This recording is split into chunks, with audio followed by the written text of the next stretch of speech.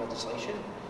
First, let me begin by extending the welcome and thanks to my great colleague in the State Assembly, Dr. Kelles, who is the Assembly sponsor of the Food Safety and Chemical Disclosure Act. We're also joined today by numerous organizations that are both supporting this bill in New York and also have tremendous track record working nationally to ensure that Americans have access to safe food.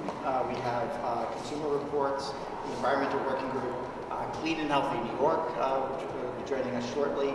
It's a great New York State group, the Center for Science and the Public Interest, the Muslim Community Network, and the New York State Council of Churches, and many other New Yorkers across the state who are supporting this effort.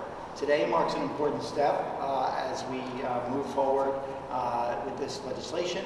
We are announcing the formation of our Coalition for Food Safety and Chemical Disclosure Act.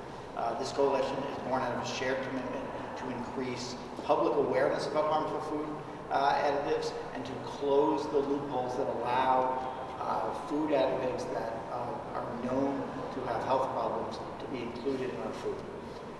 Today we're here to advocate, as I said, for the Food Safety and Chemical Disclosure Act, which is crucial to safeguarding the health of our communities. So why is this bill so important? The reality is that many of the ingredients found in our food today have been linked to serious health issues. Red dye number 3 is going to be banned, but it has taken decades of research and advocacy to get to that point. This bill would ban red dye number 3, but do it substantially faster than the federal government is proposing to do, and it would also ban potassium bromate in food throughout the state. In addition, this bill bans a wide range of food additives that are included in school food because they are particularly problematic for children to consume. In addition, this bill will add something that truly will be transformative nationally by requiring food companies that want to sell their food in New York to disclose ingredients and disclose their reasoning for believing that they're safe to the New York State Department of Agriculture and Markets. And that agency would then disclose that information to the public. Under long-standing law in Washington, a food company can add something to their food because they have decided, they and they alone have decided, that it is generally recognized as safe. I feel like my IQ just went up a bit with all the science that is here in the room and the knowledge that's here in the room and the facts that are here in this room, and that's what this bill is really about.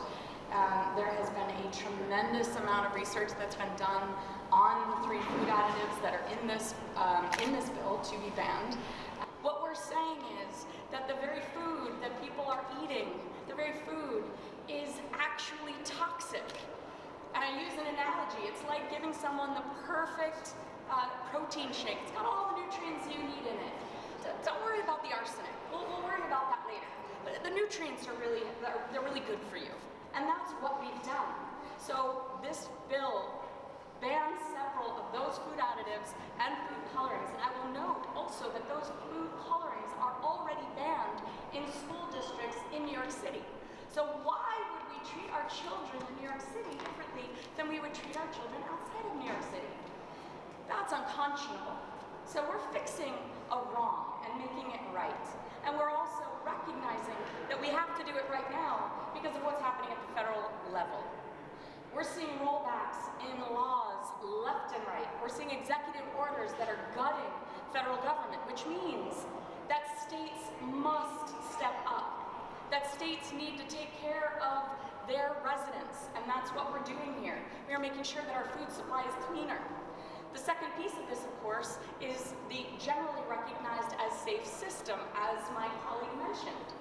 The fact that we have a system, we recognize at the federal level what data needs to be collected, what science needs to be done, what clinical trials need to be done in order to determine whether something is safe.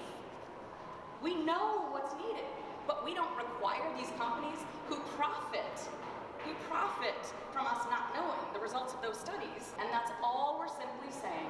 We want the data you've already collected. So very, very logical, very rational, transparent, because shouldn't we all know what we're eating? I hope we can get this done this year, and